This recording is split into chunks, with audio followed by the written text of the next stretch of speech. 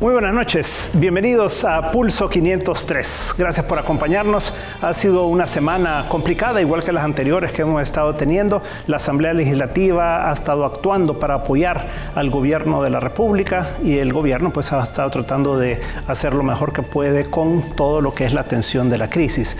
Por un lado, la Asamblea Legislativa le aprobó a principios de la semana al presidente de la República, a su gabinete, el que pudiera contar con los recursos o la autorización para comprar todos los respiradores, los 300 respiradores que se esperaba que va a requerir para instalarlos en CIFCO. Entonces eso ya fue autorizado a principios de la semana, pero no contaba con los recursos para poder adquirirlos. Sí, una autorización para saltársela a la CAP, en el sentido de que no tenía que pasar por todo el proceso de la CAP, que son alrededor de 3 meses en total, para poder comprar algo. En segundo lugar, la Asamblea Legislativa el jueves le aprobó al presidente de la República y su gabinete también $2.000 millones. Hay que poner esto en perspectiva, la verdad. Esos $2.000 millones, lo que se autorizó fue que vaya el gobierno, el ministro de Hacienda, y trate de conseguir esos recursos. Por supuesto que eso tendrá que venir de una serie de fuentes de financiamiento y no será fácil de conseguir los $2.000 millones. Una vez que los tenga, entonces tendrá que regresar el ministro de Hacienda a explicarle a la Comisión de Hacienda cuánto consiguió, en base a qué fuentes de financiamiento lo consiguió, y por el otro lado tendrá que presentar un presupuesto extraordinario para decir, esto que conseguí lo voy a destinar de esta y esta manera. Y será la Asamblea Legislativa la que con 56 votos apruebe en ese momento esos $2.000 millones, 1.500, lo que sea, millones de dólares que pueda conseguir el gobierno. Entonces, puesto eso en perspectiva, digamos, ¿cómo está más o menos las posibilidades de obtener los recursos? Por un lado, el gobierno ha definido $700 millones que van a salir de la reserva de liquidez. La reserva de liquidez, como ustedes saben, es el 20% del total de los depósitos que tiene el país. El país tiene más o menos $13.000 millones en depósitos, o sea que más o menos anda ahí por $2.500, $2.600 millones. En segundo lugar, de eso se va a traer al país $1.200 millones.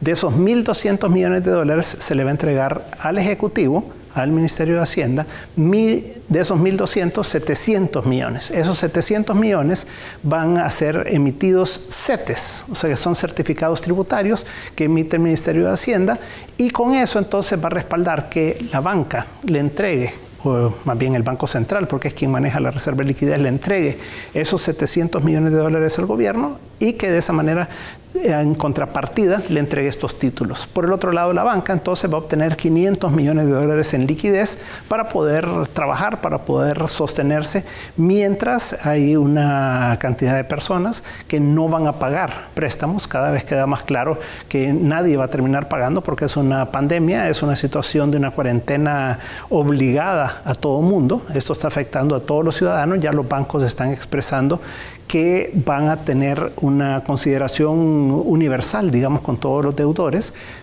en el sentido de que los 2 primeros meses son automáticos, no hay que hacer nada. Y el tercer mes, ya para aquellos que sean más afectados, van a ser los que van a tener que justificar de alguna manera. Pero para comenzar, estamos hablando ya de 2 meses automáticos en los que no tendrán que pagar tarjetas de crédito, ni créditos personales, ni créditos hipotecarios. Y para las empresas se está planteando que se acerquen y que ellos ya presenten su caso para ver si tiene que haber refinanciamientos, qué otras opciones le ofrece cada uno de los bancos a las diferentes empresas. Entonces, eso por el lado de los 700 millones iniciales. Después de eso, si vemos el mismo cuadro, entonces lo que ocurre es que va a haber otras fuentes de financiamiento, y esas otras fuentes de financiamiento que se están planteando es: el gobierno ya tenía una autorización de emitir $645 millones que se le otorgó la Asamblea Legislativa a finales del año pasado, en diciembre. Y de esos 645 millones ya había emitido 205 en otros CETES que emitió el 12 de marzo. Entonces cuenta con ese dinero para ya poder hacer frente a esto. La diferencia entre los 645 y los 205 son 440 millones.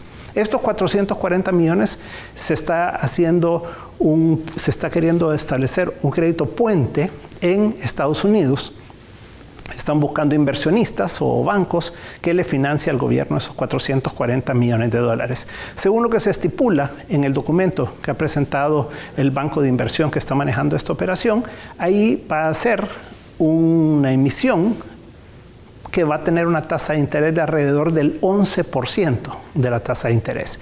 Entonces, ahí se me olvidaba decirles que en la parte de los CETES, que van a ser emitidos aquí para soportar o para apoyar, digamos, la reserva de liquidez, en el sentido de que quede documentado la deuda de los 700 millones que le van a prestar al gobierno, ahí va a ser emitido más o menos, se estima el 9%. Eso ya lo vamos a conocer en los próximos días, pero son tasas muy altas las que va a tener que pagar el gobierno y está pagando por todo ese endeudamiento.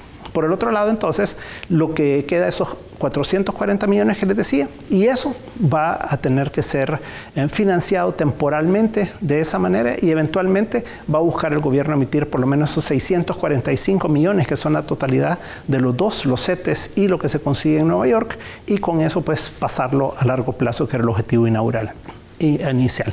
Por el otro lado, el Fondo Monetario Internacional ya ha expresado que está dispuesto a prestarle 400 millones de dólares al gobierno de El Salvador. De esos 200 millones serían este año. Se estima que más o menos ahí por mayo podría estar viniendo esos 200 millones de dólares del Fondo Monetario Internacional. Los otros 200 millones son para el próximo año, o sea, son para el 2021. O sea que con lo que puede contar para la emergencia el gobierno probablemente esos 200 millones de dólares. Después tendrá que buscar el financiamiento en el Banco Mundial, en el BID. Lo que se especula es que más o menos podría haber 500 millones de dólares entre los dos. 250 millones por parte del BID, que ya ha tenido una línea de crédito que ha expresado el presidente del BID, que es por 14 mil millones de dólares, que lo va a tener en disponibilidad inmediata, o sea, con una celeridad mucho más grande que como trabaja el BID, que normalmente son proyectos y son temas que pueden llevar 6 meses, 1 año o más, ¿verdad? Entonces, en este momento lo que tienen es esos fondos para poder prestarlos, y de esos 14 mil millones probablemente diríamos que para El Salvador podría haber cerca de unos 250 millones de dólares. Una vez que el Fondo Monetario, el BID, presta, va a entrar el Banco Mundial. El Banco Mundial yo estimaría que podría prestar más o menos unos 250 millones de dólares. Y después nos queda el BESIE, el Banco Centroamericano de Integración Económica, que ya expresó que tiene una línea de crédito y que lo divide en varias partes por 1.900 millones de dólares. De eso, una parte es para apoyo presupuestario, o sea, lo que le puede dar al gobierno para la emergencia. Otra parte es para apoyar la liquidez de los sistemas financieros de los países centroamericanos. Entonces, lo que tenemos ahí es que si vemos el cuadro inicial y solo contando a lo que se refiere a los 700 millones de la banca, después los otros recursos que vienen de los 645 millones, más el Fondo Monetario, el Banco Interamericano y el Banco Mundial, estaríamos hablando que le faltarían 600 millones para llegar a los 2.645 millones. Si el Banco Centroamericano de Integración Económica le presta una parte de eso, digamos 100, 150, 200 millones, pues entonces le quedaría la diferencia entre los 600 y lo que le preste el Banco Centroamericano de Integración Económica.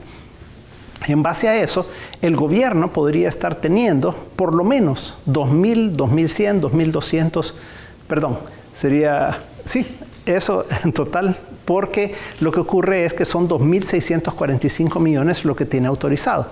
Son los 2.000 millones actuales más los 645 que le fueron aprobados en diciembre. Entonces, probablemente debería poder conseguir un poco más de 2.000 millones de dólares de estas diferentes fuentes que estamos hablando. Entonces, faltaría ya el terminar de completar los 645 que faltarían ahí para poder completar todo lo que requiere de recursos. Por lo tanto, el gobierno tiene y va a tener una cantidad de recursos muy significativa. Ahora, la pregunta es, ¿para qué los va a utilizar? Ya ha indicado el presidente que pretende utilizar 450 millones que van a ir destinados a los trabajadores que han quedado desempleados, a las personas que tienen y lo han definido como los que consumen menos de 250 kilowatt hora. Entonces, lo que se podría hacer a raíz de la aprobación que dio la Asamblea Legislativa el jueves también, para que el Seguro Social sea el que aporte a todos los trabajadores formales una cantidad de dinero, porque al final de cuentas el Seguro Social, ¿para qué existe? Existe para las enfermedades, existe para que cuando los trabajadores que cotizan se enfermen, entonces puedan obtener un dinero de parte del Seguro Social que llega hasta un máximo de $1,000 al mes. Por supuesto, las personas que ganan $300 pues obtienen eso, los que ganan 600 obtienen 600, pero si alguien gana más de $1,000, entonces obtienen hasta $1,000. Entonces, ha habido toda una discusión en la que el presidente de la República ha dicho que van a quebrar los empresarios al Seguro Social con esta aprobación de la Asamblea Legislativa. La verdad es que estamos viendo que puede llegar a tener $2,645 millones, que los trabajadores están organizados, digamos, y cotizan con los empresarios al Seguro Social. Por lo tanto, lo que correspondería es que el gobierno apoye al Seguro Social inyectándole 300 millones, lo que sea. Entonces, de los 450 millones, podría destinar una parte a los que no son empleados formales. Y la otra parte podría ir para apoyar al Seguro Social. Digamos que se divide en dos, son 450 millones, 225 millones podrían ir para el Seguro Social y los otros 225 millones podrían ir para el resto de personas que requieren de recursos. Entonces, ahí hay una posibilidad muy grande de poder focalizar bien esos recursos hacia el destino único, que es apoyar a los trabajadores, apoyar a todas las personas que en este momento han sido enviados a sus casas, que están en cuarentena, que no van a recibir ingresos, y de esa manera entonces podemos tener un apoyo a los diferentes ciudadanos a quienes el gobierno puede estar ayudando. Entonces, esa discusión nos parece que no debería de ser algo que genere un choque entre el Ejecutivo y el Legislativo, y menos aún entre el Ejecutivo y la Asociación Nacional de la Empresa Privada. Al final la empresa privada no se está robando nada, sino que son los recursos de los trabajadores y de los empresarios lo que aportan al Seguro Social, y las reservas que tiene el Seguro Social, que superan los $200 millones, son para eso. Ya el gobierno pues le sacó $25 millones al Seguro Social para poder establecer este nuevo hospital, lo cual pues también fue aprobado en su momento por la Asamblea Legislativa. Entonces, yo creo que aquí lo que se requiere es una unidad nacional, se requiere que se bajen los ánimos, hay suficiente dinero, va a haber suficientes posibilidades de ayudar a los ciudadanos, y como lo estamos viendo, esto es una pandemia a nivel mundial, pues, o sea, esto no es algo que se lo inventó el sector privado en El Salvador o el gobierno en El Salvador, sino que es algo que nos cayó. Viene de China, viene hacia Europa, pasa hacia Estados Unidos, hacia América, nos llega a nosotros. O sea, lo que tiene que haber es tranquilidad entre las diferentes fuerzas políticas, por un lado, las fuerzas vivas del Salvador, para que pasemos esto de la mejor manera posible y que le destinemos estos recursos hacia el mejor uso que se pueda tener. ¿Cómo podemos paliar por un lado la crisis? Y eso es importante y es necesario, pero sobre todo tenemos que pensar en el mediano y largo plazo. Recordemos que esto no es que se acaba en un mes o en 2 meses, sino que después viene la recuperación económica. Supongamos que estamos en cuarentenados, digamos, en lo que ha venido de marzo a abril, y que hasta en mayo podamos regresar a trabajar normalmente, pues las empresas, las familias, las personas van a quedar muy debilitadas financieramente. Entonces ahí va a tener que venir un empuje muy importante de parte del gobierno, que puede inyectar recursos a través del sistema financiero, que pueda por el otro lado apoyar a las empresas que no van a haber podido pagar todas sus obligaciones crediticias, de servicios, del seguro social, de las AFPs, de préstamos, etcétera, y va a tener que haber un refinanciamiento completo, y ahí el sector público va a poder apoyar con estos recursos. Entonces, no es de que se tiene $2,000 millones para atender la emergencia solamente. La emergencia es una parte, y es la parte menor, digamos, o sea, en el sentido que es más corto y que cuesta menos. Lo importante adicionalmente es dejar recursos para después, para cuando haya que recuperar la economía, cuando haya que aportar recursos al sistema financiero, a las empresas, a las familias, a las personas, y que entonces sí eso sirva para levantar la economía de El Salvador. Esta puede ser una oportunidad o puede ser una crisis. Yo creo que hay que verlo como una oportunidad y después saber que vamos a tener que pagar esos $2,000 millones. No es algo que nos lo regalan, no es algo que estamos obteniendo de oportunidades que den organismos multilaterales u otras instituciones o países amigos que vinieran y nos regalaran ese dinero. Este no es un terremoto. Esta es una pandemia mundial. Por lo tanto, no va a haber recursos regalados. Eso habrá que pagarlo. ¿Cómo se va a pagar? Con los impuestos. ¿Y quiénes pagan los impuestos? Bueno, pues es un grupo pequeño de personas, empresarios, trabajadores principalmente, del sector formal, que cotizan al Seguro Social justamente y que pagan sus impuestos a Hacienda, y son los que al final de cuentas sostienen la economía y van a tener que pagar al final de cuentas ese dinero en el tiempo. Pueden ser en 35 años, puede ser en 40 años. Ya veremos qué condiciones se obtienen al final de cuentas. Pero lo que sí es claro es que se va a poder obtener una cantidad muy significativa de dinero, no sin un costo grande. Ya estamos hablando de tasas de interés de una parte de esa deuda que puede ser al 11%, otra parte que puede ser al 9%, otra parte que va a ser a otras tasas tal vez mucho más bajas, como lo que se puede obtener con el BID, con el Banco Mundial, con el Fondo Monetario, pero eso va a ser una proporción menor del total. Y al final de cuentas también se ha planteado que va a haber 600 millones, o sea, un 30% de los 2.000 millones, que va a ir para las alcaldías, para que las alcaldías también puedan hacerle frente a la emergencia, pero también que puedan ayudar a la reactivación de sus comunidades. Entonces, al final de cuentas, lo que tenemos es un esfuerzo de la emergencia, que va a ser financiado en parte con esos 2.000 millones de dólares, un esfuerzo por el otro lado de lo que viene después. Y finalmente hay que recordar que el gobierno tiene más de 6.000 millones, que son el presupuesto general de la nación anual, que están aprobados y que estamos a principios de año. O sea que todavía hay una cantidad de recursos también que se pueden reorientar. Dado que las prioridades del país han cambiado, entonces de esos recursos habría que sacar una parte para poder también ayudar a que la economía se reactive, porque al final de cuentas, si la economía no se reactiva, entonces sí vamos a estar en una crisis de largo plazo versus una crisis de corto plazo como la que debería de ser la pandemia que estamos enfrentando hoy en día. Entonces, en resumen, tenemos los 6.000 millones de dólares que ya tiene el gobierno aprobados para el año, de lo cual solo ha ejecutado probablemente un 25% ya al final de marzo, si es que lo ha ejecutado todo. Por el otro lado están estos 2.000 millones de dólares que han sido aprobados, y dentro de esos 6.400 millones más o menos hay 645 millones que han sido aprobados en préstamos. O sea que todo este montón de millones de dólares de los que estamos hablando es con lo que cuenta el gobierno para hacerle frente no solo a la emergencia, sino que además a lo que vendrá después. Así que un llamado a que seamos conscientes de lo que estamos haciendo, de lo que está pasando, no exacerbemos ánimos entre los diferentes sectores de la sociedad.